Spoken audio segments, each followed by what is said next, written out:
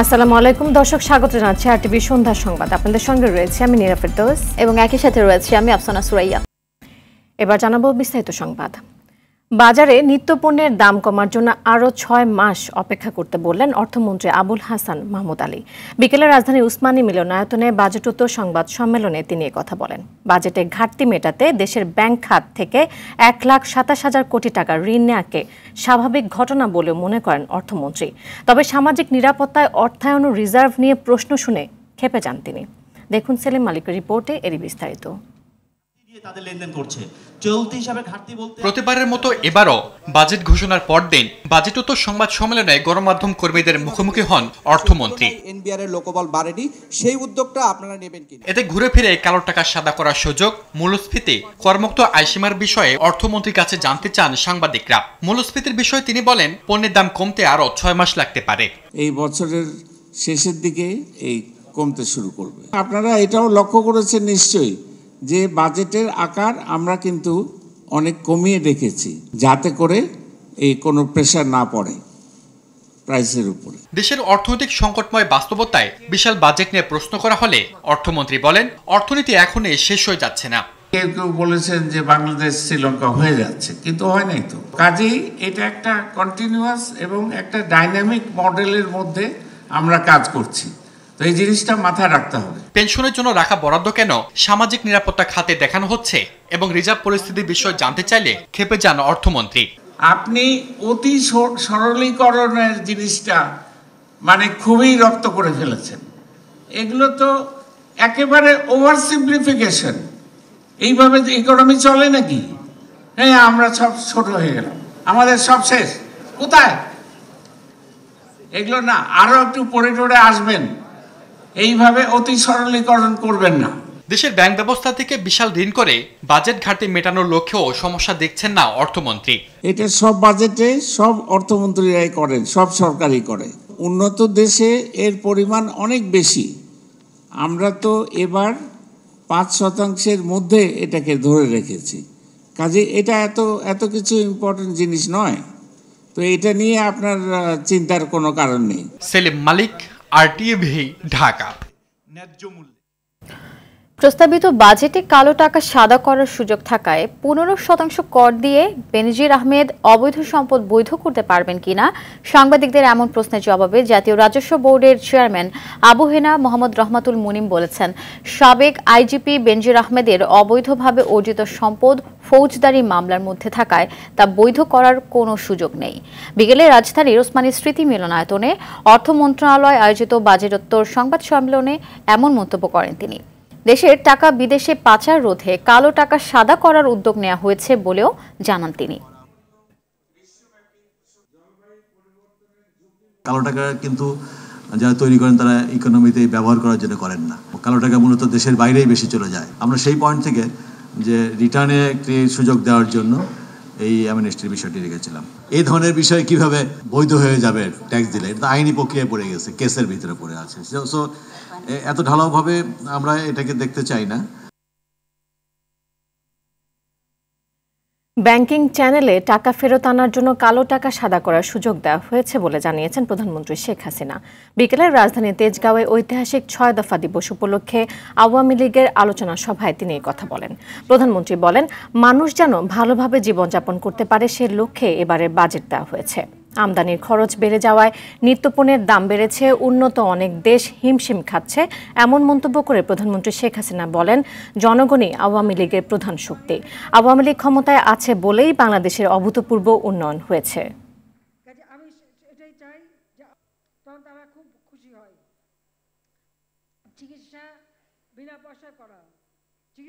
একটা প্রশ্ন এসছে কালো টাকা নিয়ে, আমি শুনি অনেকে বলে কালো টাকা তাহলে আর কেউ ট্যাক্স দেবে না। ঘটনা কিন্তু তা না। এটা শুধু কালো টাকা না, জিনিসের দাম বেড়েছে। এখন 1 কাঠা জমি যার সেই কোটিপতি, কিন্তু সরকারি যে হিসেব সেই হিসেবে কেউ বেচে না, একটু বেশি দামে বেচে, কিছু টাকা উদ্বৃত্ত হয়, কিন্তু এই টাকাটা তারা গুজে রাখে। তা গুজে যাতে না রাখে, সামান্য একটু কিছু দিয়ে টাকাটা আসলে পথে আসুক, জায়গা মতো আসুক, তারপর তো ট্যাক্স দিতেই হবে। সেখানে আমি ঠাট্টা করে বলি যে মাছ ধরতে গেলে তো আধার দিতে হয় না, আধার ছাড়া তো মাছ আসবে না। সেইরকম একটা ব্যবস্থা এটা আসলে আগেও হয়েছে, সেই কেয়ারটেকার আমলেই শুরু করেছিল, আর পরেও প্রত্যেক সরকারই করে। আমরা এবারও সেই সুযোগটা দিচ্ছিলাম যে ঠিক আছে, তোমরা এই অল্প ট্যাক্স দিয়ে আগে টাকাটা তোমরা ব্যাংকে নিয়ে আসো। চলমান অর্থনৈতিক পরিস্থিতি বিবেচনায় না নিয়ে একটি উচ্চাভিলাষী বাজেট দিয়েছে সরকার। তাই সংকট মোকাবেলায় 2024-25 অর্থ বছরের বাজেট ব্যর্থ হবে বলে মনে করে সিপিডি। শুক্রবার বঙ্গবন্ধু আন্তর্জাতিক সম্মেলন কেন্দ্রে এক বাজেট প্রতিক্রিয়া সিপিডির নির্বাহী পরিচালক ফাহমিদা খাতুন বলেন, জিডিপি প্রবৃদ্ধি ও বিনিয়োগ সহ অর্থনৈতিক সূচকগুলোর যে লক্ষ্যমাত্রা দেওয়া হয়েছে তা ভারসাম্যহীন। দেখুন শরীয়ত খানের রিপোর্ট। মূল্যস্ফীতি নিয়ন্ত্রণ, সামষ্টিক অর্থনীতিতে স্থিতিশীলতা ফেরানো সহ নানা চ্যালেঞ্জ নিয়ে বৃহস্পতিবার ঘোষিত হয় 2024-25 অর্থ বছরের জাতীয় বাজেট।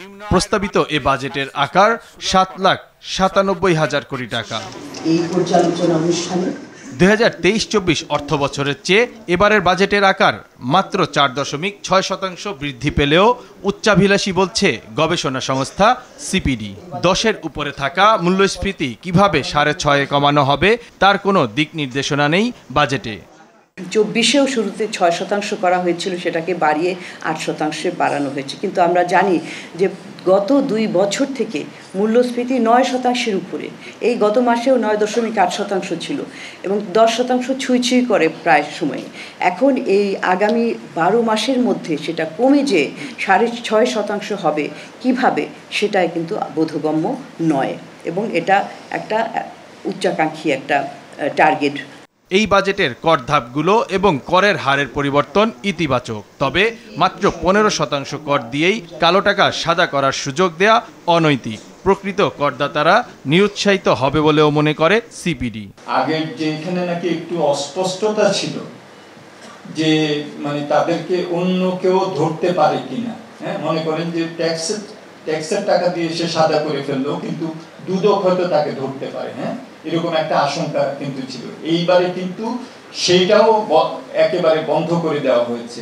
এটা নৈতিকভাবে এটা অগ্রহণযোগ্য, এটা অর্থনৈতিকভাবেও এটা ফলপ্রসূ এবং এটা অবশ্যই আওয়ামী লীগের ম্যানিফেস্টো এবং আওয়ামী লীগ একটা ঐতিহ্যবাহী দল, তার যে ধরনের দর্শন নিয়ে সে চলে তার সাথে আমরা মনে করি যে এটা একেবারেই বিপরীতমূলক। বাজেটে ডলার রিজার্ভ বৃদ্ধি ও মূল্যস্ফীতি নিয়ন্ত্রণে কার্যকর পদক্ষেপ নেওয়া হয়নি। বাজেটে মূল্যস্ফীতি কমিয়ে সাধারণ মানুষকে স্বস্তি দেওয়া উচিত ছিল বলে মনে করে সংস্থাটি। আমাদের কাছে পরিষ্কারভাবে যেটা দেখে মনে হয়েছে যে এবারের বাজেটে বরঞ্চ সাধারণ মানুষের জন্য খাদ্য বহির্ভূত মূল্যস্ফীতি একটা বড় রকমের মাথা ব্যথার কারণ হয়ে দাঁড়াবে এবং সেটা আপনারা দেখতে পাবেন। তারা যে সমস্ত পণ্য কেনেন সেটার অনেকগুলোর উপরই এই ভ্যাট আরোপ করা হয়েছে। বাজার বহির্ভূত যে কারণগুলো সেইটির সংশোধনের জন্য যে আইনি সংস্কার, সাপ্লাই চেইন ম্যানেজমেন্টের সংস্কার, নীতিগত সংস্কার, সেই জায়গাগুলোর ব্যাপারে কোনো ধরনের কোনো উল্লেখ এই বাজেট বক্তৃতায় নেই। বৈদেশিক মুদ্রার রিজার্ভের ক্ষেত্রে সেই পদক্ষেপগুলোর ব্যাপারে এখানে শুধুমাত্র আমরা দেখেছি যে কিছু লক্ষ্যমাত্রা দেওয়া আছে, কিন্তু কিভাবে এটা করা হবে সেখানে বিস্তারিতভাবে বলা নেই এবং আমাদের সামষ্টিক অর্থনৈতিক স্থিতিশীলতা আনার জন্য সেখানে কিন্তু দিক নির্দেশনা নাই। জিডিপি প্রবৃদ্ধির যে লক্ষ্য নির্ধারণ করা হয়েছে তা পূরণ অসম্ভব। প্রবৃদ্ধির দিকে না তাকিয়ে সংকট মোকাবেলায় নজর দেওয়া উচিত ছিল বলেও মনে করে সিপিডি। শরীয়ত খান, RTV, ঢাকা। বাজেট অনেকটাই বাস্তবমুখী ও সময়োচিত হয়েছে, তবে তা বাস্তবায়নের জন্য সময়ের তুলনায় বেশি দক্ষতার পরিচয় দিতে হবে। সকালে ভার্চুয়াল সংবাদ সম্মেলনে উন্নয়ন সমন্বয় চেয়ারপারসন বাংলাদেশ ব্যাংকের সাবেক গভর্নর ডক্টর আতিউর রহমান এই কথা বলেন। জানাতে চাই যে IMF এর চাপ থাকা সত্ত্বেও কৃষিতে যে তারা ভর্তুকি বা বিনিয়োগ বাড়িয়ে যাচ্ছে, কৃষির পাশাপাশি জ্বালানি ক্ষেত্রেও ভর্তুকি খানিকটা বাড়ানো হয়েছে এবং এই জায়গাটাতে আমার মনে হয় যে যথেষ্ট মুনশিয়ানা দেখিয়েছে বাজেট প্রণেতারা। বিএনপি বাজেট প্রত্যাখ্যানের বিবৃতি আগেই তৈরি করে রাখে বলে মন্তব্য করেছেন পররাষ্ট্রমন্ত্রী ডক্টর হাসান মাহমুদ। ঐতিহাসিক ৬ দফা দিবস উপলক্ষে দুপুরে চট্টগ্রামের থিয়েটার ইনস্টিটিউটে মহানগর আওয়ামী লীগ আয়োজিত এক আলোচনা সভায় বক্তব্যকালে তিনি মন্তব্য করেন। হাসান মাহমুদ আরও বলেন, বাজেট জনকল্যাণকরী হয়েছে, অথচ বিএনপি ১৫ বছর ধরে একই বিবৃতি দিয়ে আসছে। ক্ষমতার বাইরে থাকায় দেশের উন্নতি তাদের সহ্য হয় না।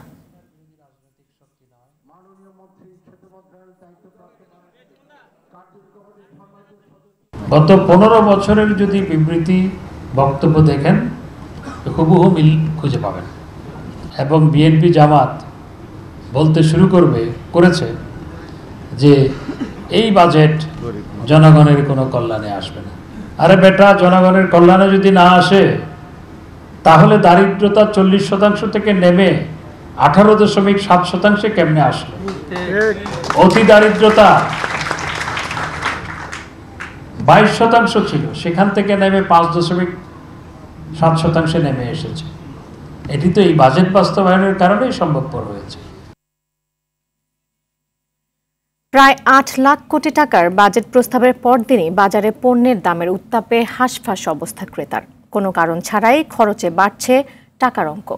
সব ধরনের সবজির দামে বাড়তি, ডিম, পেঁয়াজ, রসুন ও আলুর দামের হেরফেরে একটু বেশি টান পড়ছে ক্রেতার পকেটে। তবে কিছুটা সহনীয় মাছের দাম। শাকিলা করিমের রিপোর্টে থাকছে এর বিস্তারিত। বৃহস্পতিবার জাতীয় সংসদে পেশ করা হয় দেশের ইতিহাসে সবচেয়ে বড় বাজেট প্রস্তাব। এতে বেশ কিছু নিত্যপণ্যের দাম কমার প্রস্তাবনা রয়েছে, অথচ ২৪ ঘন্টা পার হবার আগেই বাজারে বেড়েছে সব ধরনের সবজির মূল্য। আগের দিন বিক্রি হওয়া ৪০ টাকা কেজির ঢেঁড়স বিক্রি হয় ৫০ টাকায়, করলা ৭০ থেকে ৮০ আর বেগুন ৬০ থেকে ৮০ টাকা। সেঞ্চুরি হাঁকিয়েছে কাঁকরোল ও ঝিঙা, বেড়েছে টমেটোর দামও। বর্তমান মূল্য পরিস্থিতি যেটা কিছুটা আছে অস্বাভাবিক, যেমন আপনার এই যে কাঁচা বাজার, গতকালকে বাজার হয়েছে, আজকে কাঁচা বাজার হুড়ুর করে সব কিছু দ্বিগুণ হয়ে গেছে। গত সপ্তাহের তুলনায় এই সপ্তাহে প্রত্যেকটা সবজি 10 টাকা 20 টাকা বেশি। টমেটোর কেজি ছিল যেখানে 50 টাকা 60 টাকা, সেটা এখন 80 থেকে 100 টাকা 120 টাকা। পরিমাণে একটু যখন নিতাম 2 কেজি হতো, এখান থেকে 1 কেজি নিতে হবে। সবে মাত্র প্রস্তাব, এখনো পাশ হয়নি বাজেট। এরই মধ্যে বাজারের এমন উত্তাপ দুশ্চিন্তায় ফেলেছে ক্রেতাদের। বাদ যায়নি বাজেট নিয়ে সমালোচনাও। গত সপ্তাহ থেকে আজকে যে প্রাইস আমি দেখতেছি মোটামুটি 1.5 টাইমস অন অ্যান অ্যাভারেজে সবগুলোতেই বাড়ছে। কালো টাকার উপরে সেটাকে সাদা করার জন্য আরও লোয়ার রেটে ট্যাক্স দিয়ে সেটা করতে বলছে। তো এইটা আমি মনে করি আমরা যারা চাকরি করি এবং ট্রান্সপারেন্ট ওয়েতে ইনকাম করে ট্যাক্স দিই অ্যাট সোর্সে, তাদের জন্য এটা খুবই অন্যায় হয়েছে। পেঁয়াজ 80 থেকে 85 ও রসুন 220 টাকায় বিক্রি হয়। তবে আলুর বাজারে দাম কমতে থাকায় কিছুটা স্বস্তিতে ক্রেতারা। 2 টাকা কেজি কমছে, এখন 52 টাকা কেজি আমরা খুচরা বেচতে আছি, পাইকারি 50 টাকা কেজি। কমার সম্ভাবনা আছে, কিন্তু বাড়ানোর সম্ভাবনা মনে হয় নাই। বাজার যেতে হোক, এটা তো মনে করেন গৃহস্থের হাতে। এখন যা লাভ করে বাড়লো যেই লাভ, কমলো সেই লাভ। 780 টাকা কেজি দরে গরুর মাংস বিক্রি হলেও মুরগি আগের দামে রয়েছে। সহনশীল রয়েছে মাছের বাজার। পর্যাপ্ত সরবরাহ থাকলেও কোরবানির ঈদ সামনে রেখে বাজারে ক্রেতা কম বলে জানায় বিক্রেতারা। কাস্টমার নাই, সামনে ঈদ, মানুষে যাই কিনে অল্প স্বল্প কিনে, এই জন্য বেচা বিক্রি কম। বাজারে নিত্যপণ্যের দাম ক্রয় সীমার মধ্যে রাখতে কঠোর মনিটরিংয়ের দাবি সাধারণ মানুষের। শাকিলা করিম, RTV, ঢাকা। এবার অন্যান্য প্রসঙ্গ। জাতীয় মসজিদ বায়তুল মোকাররমে ইসলামিক ফাউন্ডেশনে ঈদুল আজহার চাঁদ দেখা উপলক্ষে ধর্ম প্রতিমন্ত্রী ফরিদুল হকের সভাপতিত্বে বৈঠক বসবে জাতীয় চাঁদ দেখা কমিটির। সেখানে রয়েছেন আমাদের সহকর্মী সুফিয়ান ফারাবি। বাংলাদেশের আকাশে জিলহজ মাসের চাঁদ দেখা গিয়েছে কিনা এই বিষয়ে কি তথ্য জেনেছেন এবং কখন নাগাদ বৈঠক বসতে পারে জানাবেন বিস্তারিত। আফসানা, ধন্যবাদ আপনাকে। আমরা রয়েছি এই মুহূর্তে রাজধানীর বায়তুল মোকাররম মসজিদ প্রাঙ্গণে। এখানে যে জাতীয় চাঁদ দেখা কমিটির যে বৈঠক যেখানে বসে প্রতি বছর যেই তারিখে চাঁদ দেখার কথা, সেই সম্ভাব্য তারিখে মাগরিবের নামাজের পরেই চাঁদ দেখা কমিটির বৈঠক শুরু হয়। সেই বৈঠকে যোগ দিতে কিন্তু কিছুক্ষণ আগেই মাননীয় ধর্ম প্রতিমন্ত্রী তিনি এসেছেন, ইসলামিক ফাউন্ডেশনের মহাপরিচালক এসেছেন এবং অন্যান্য যারা এই কমিটির সদস্য রয়েছেন তারা কিছুক্ষণ আগে মসজিদে এসেছেন এবং তারা নামাজ আদায় করছেন এই মুহূর্তে। এখন পর্যন্ত আমরা এমন কোনো তথ্য পাইনি যে দেশের আকাশে চাঁদ দেখা গিয়েছে, এমন কোনো তথ্য কোনোভাবেই আমরা পাইনি। তবে অফিসিয়ালি কিছুক্ষণ পরই মিটিং শুরু হবে। মিটিং শুরু হওয়ার পরই আসলে জানা যাবে তাদের পক্ষ থেকে কোনো কোথাও থেকে আসলে তথ্য পেয়েছে কিনা চাঁদ দেখার বিষয়ে, কোনো জেলা থেকে এমন কোনো কেউ দেখেছে কিনা সেই বিষয়টি কিন্তু মিটিংয়ের পরপরই জানা যাবে। এতে এখন পর্যন্ত যেই আমরা দেখেছি যে কয়েকজনের সঙ্গে কথা বলেছি যে এখন পর্যন্ত সারা দেশের কোথাও চাঁদ দেখার কোনো ধরনের আভাস তারা আসলে পাননি। এই ছিল আমার কাছে জাতীয় মসজিদ বাইতুল মোকাররম থেকে সর্বশেষ। ধন্যবাদ আপনাকে। ঝিনাইদহের সংসদ সদস্য আনোয়ারুল আজিম আনার হত্যা ঘটনায় সন্দেহভাজন আওয়ামী লীগ নেতা কাজী কামাল আহমেদ বাবু ওরফে গ্যাস বাবুকে আটক করেছে গোয়েন্দা পুলিশ। গতরাতে জেলা শহরের আদর্শপাড়া এলাকা থেকে ডিবির একটি দল তাকে আটক করে।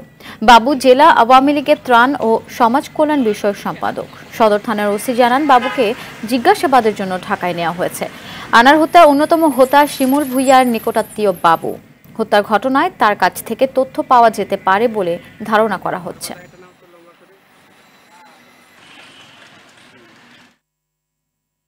এদিকে এমপি আনার হত্যা মামলায় নেপালের গ্রেফতার সিয়াম ভারতে সিআইডি হেফাজতে রয়েছে বলে জানিয়েছেন DMP commissioner Habibur Rahman. DMP media সেন্টারে সংবাদ সম্মেলনে তিনি বলেন, কলকাতায় তাকে জিজ্ঞাসাবাদ করছে পুলিশ। এছাড়া আনোয়ারুল আজিম হত্যাকাণ্ড দুদেশের তদন্তকারী দল আলোচনা করে পরবর্তী করণীয় ঠিক করবেন বলেও জানান ডিএমপি কমিশনার।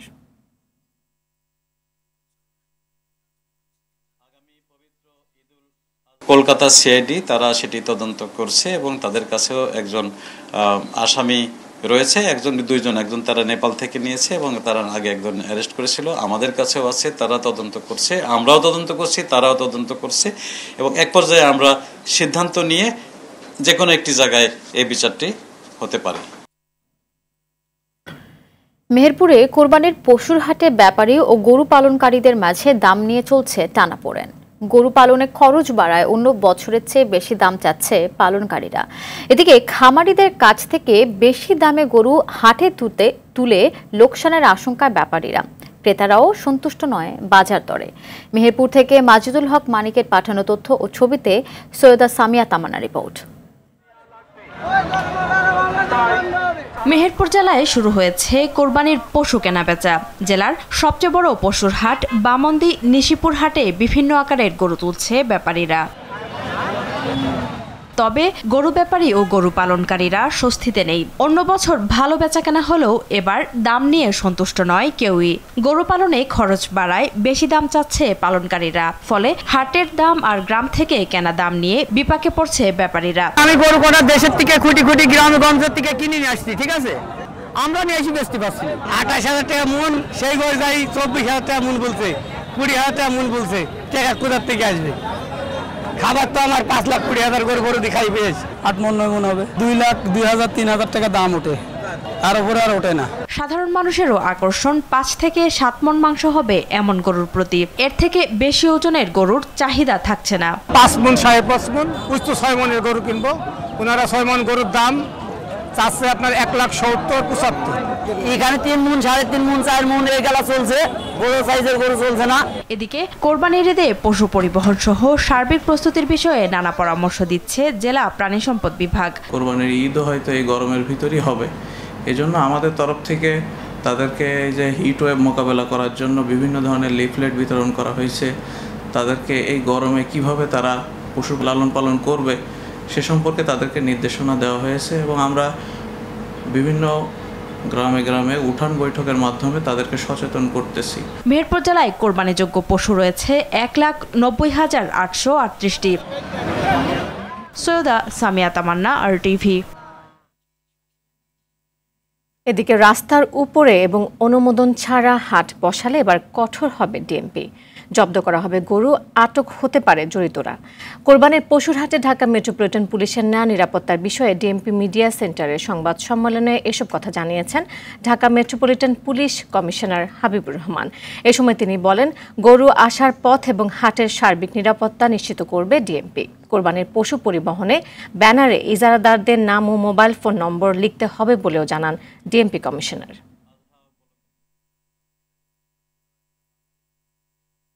হাটের যে স্থানে লেনদেন হবে, বেচাকেনা হবে, সেখানকার নিরাপত্তা এবং এরপরে বিকৃত টাকা নিয়ে যে গরুর মালিক তারা যে এখান থেকে চলে যাবেন সেটি নিরাপত্তা, এই সমস্ত বিষয় মিলে নিরাপত্তা পরিকল্পনাটি সাজানো হয়েছে। এক হাটের গরু অন্য হাটে যেতে না পারে, যদি সেটি যায় তাহলে তাদের বিরুদ্ধে বা কেউ যদি জোর করে নেওয়ার চেষ্টা করে বা করে তাহলে তাদের বিরুদ্ধে আইনগত ব্যবস্থা গ্রহণ করা হবে। উপকূলীয় ২০ উপজেলা পরিষদের নির্বাচন ৯ জুন, আজ প্রচারের শেষ দিন। এসব উপজেলায় ২৯ মে তৃতীয় ধাপে নির্বাচন হওয়ার কথা ছিল, কিন্তু ঘূর্ণিঝড় রেমালের কারণে বিদ্যুৎ সংযোগ বিচ্ছিন্ন হওয়া সহ ভোট কেন্দ্রে পানি উঠে যাওয়ায় বাগেরহাটের খুলনা ও পটুয়াখালীর ৩টি, বরিশাল, ভোলা ও ঝালকাঠির ২টি করে এবং পিরোজপুরের একটি সহ মোট ২০টি উপজেলার নির্বাচন স্থগিত করা হয়। আজ প্রচারের শেষ দিনে প্রার্থীরা ভোটারদের দাঁড়ে দাঁড়ে ঘুরে ভোট চাচ্ছেন। ভোটারদের মন জয় করতে শেষ মুহূর্তে দিচ্ছেন নানা প্রতিশ্রুতি। সাগরে মাছ ধরার উপর ৬৫ দিনের নিষেধাজ্ঞা থাকায় সমুদ্রে যাচ্ছে না উপকূলের জেলেরা। তবে তাদের অভিযোগ, নিষেধাজ্ঞার সুযোগ কাজে লাগিয়ে বাংলাদেশের জলসীমায় ঢুকে মাছ শিকার করছে কিছু সংখ্যক ভারতীয় জেলে। তাছাড়া নিষেধাজ্ঞা চলাকালে মিলছে না পর্যাপ্ত সরকারি সহযোগিতা, এতে দিন কাটছে অভাব অনটনে। বরগুনার পাথরঘাটা থেকে তাওহিদুল ইসলাম শুভর প্রতিবেদন, জানাচ্ছেন সাইদ মাহমুদ। বিভিন্ন প্রজাতির মাছের প্রজনন নিরাপদ ও প্রজননের পর রেণু মাছের বেড়ে ওঠা নিশ্চিত করতে ২০ মে থেকে ২৩ জুন পর্যন্ত ৬৫ দিন গভীর সমুদ্রে মাছ আহরণে নিষেধাজ্ঞা দিয়েছে মৎস্য অধিদপ্তর। অন্যদিকে ভারতে ৬১ দিনের নিষেধাজ্ঞা শুরু হয়েছে ১৫ এপ্রিল। তবে এর মধ্যে বাংলাদেশের জলসীমা প্রায় ১১০ নটিক্যাল মাইল পর্যন্ত ঢুকে মাছ আহরণ করার অভিযোগ উঠেছে ভারতীয় কিছু সংখ্যক জেলের বিরুদ্ধে। দেশীয় জেলেরা বলছে ভারতের নিষেধাজ্ঞা বাংলাদেশের আগে শেষ হবে, তারা আগে আগে মাছ ধরাও শুরু করবে, এতে বঞ্চিত হবে স্থানীয়রা। ৬৫ দিন অবরোধে আমরা গাড়ে থাই, ভারতের জেলেরা সব মাছ একেবারে পূবে আমের সোনারচর রূপরচর ওদিকে ওই সীমানায় যাই হেন্দে মাছ ধরে লই যায়। এই যে সুন্দরবনের পাশে এবং মহিপুর, বয়া, সোনারচর ওদিকে ভারতীয়রা মাছ ধরতে আছে। জেলেদের অভিযোগ, প্রতিবার নিষেধাজ্ঞা চলাকালে সরকারি সহায়তার কথা বলা হলেও বাস্তবে হয় নানা অনিয়ম। দেয় কি শুধু চাল দুগ্গ, ১ কেজি সয়াবিন তেল কেনা লাগে আপনার প্রায় ২০০ টাকায়, চাল দুগ্গ খাইবে কি দিয়ে? এদিকে আমার কোথায় বান দিয়ে ওদিকে ইন্ডিয়া লাগো দেয় সারিয়ে। সরকার পাড়া কিন্তু বাঘাবাগিতে আর বাঘে পারে না, আর ৮২ ভাগের ১ ভাগ পাইলেও পারে না, পাইলেও পারে। এদিকে জেলেদের অভিযোগ আমলে নিয়ে সাগরে নজরদারি বৃদ্ধির কথা জানালেন এই কর্মকর্তা, দিলেন সরকারি সাহায্যের আশ্বাসও। এই সময় যদি এরকম ঘটনা ঘটে থাকে তাহলে আমরা এটা ঊর্ধ্বতন কর্তৃপক্ষকে জানাবো এবং আমাদের সমুদ্র সীমা টহলের জন্য নৌবাহিনী আছে, কোলকাট আছে, আমরা তাদেরকে অবহিত করবো যাতে তারা ব্যবস্থা নেয়। এই ৬৫ দিন উপলক্ষে জেলেদেরকে ৮৬ কেজি করে চাল সরকারের পক্ষ থেকে বিতরণ করা হবে। আমরা ইতিমধ্যে কাজ শুরু করেছি, অচিরেই জেলেরা এই চালটা পাবে। দেশের অর্থনৈতিক সমুদ্র সীমা ২০০ নটিক্যাল মাইলের পুরো সুবিধা নিতে সরকারের কার্যকর পদক্ষেপের দাবি জানিয়েছে দেশীয় জেলেরা। সাইদ মাহমুদ, আরটিভি।